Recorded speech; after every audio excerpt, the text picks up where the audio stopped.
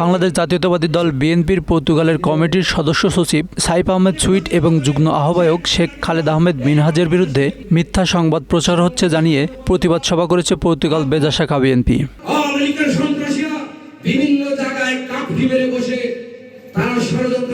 এই ধরনের নিউজ ভবিষ্যতে যে করার সাহস করবে আমরা কাউকে ছাড় দিব না, ইনশাআল্লাহ সুসংগঠিতভাবে আমরা অ্যাকশন নিব। আমরা বেজা বিএনপি এখানে একত্রিত হয়েছি যে আমরা পর্তুগাল বিএনপিকে একটি মেসেজ দিতে চাই যে আমরা বেজা বিএনপি এক। শনিবার সন্ধ্যায় স্থানীয় একটি রেস্টুরেন্টে আয়োজিত এই সভায় বক্তারা অভিযোগ করেন একটি চক্র পরিকল্পিতভাবে অপপ্রচার চালাচ্ছে।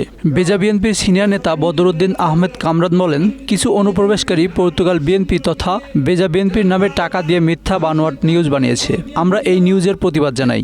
সুইট ভাই এবং মিনহাজ ভাইকে নিয়ে যারা কুচক্রি মহল তৈরি করেছে তাদেরকে আমরা উদ্দেশ্য করে বলবো, আপনারা হুঁশিয়ার হয়ে যান, আপনারা সাবধান হয়ে যান।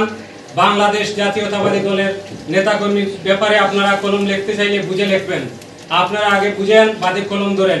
পর্তুগাল বিএনপির শাখা উনারা যে কষ্ট এবং পরিশ্রম করে আমাদেরকে এই বেজা শাখা তৈরি করেছেন, উনারা দিন রাত পরিশ্রম করে যাচ্ছেন আমাদের বেজা কমিটি করার লক্ষ্যে।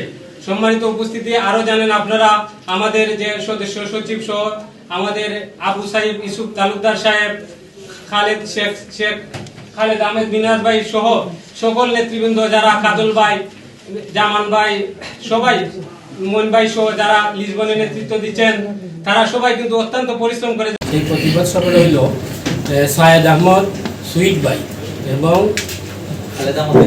খালেদ আহমদ মিনহাজ ভাই, তাদের দুঃখ মানে আমরা এখানে যারা আছি সবারই দুঃখ।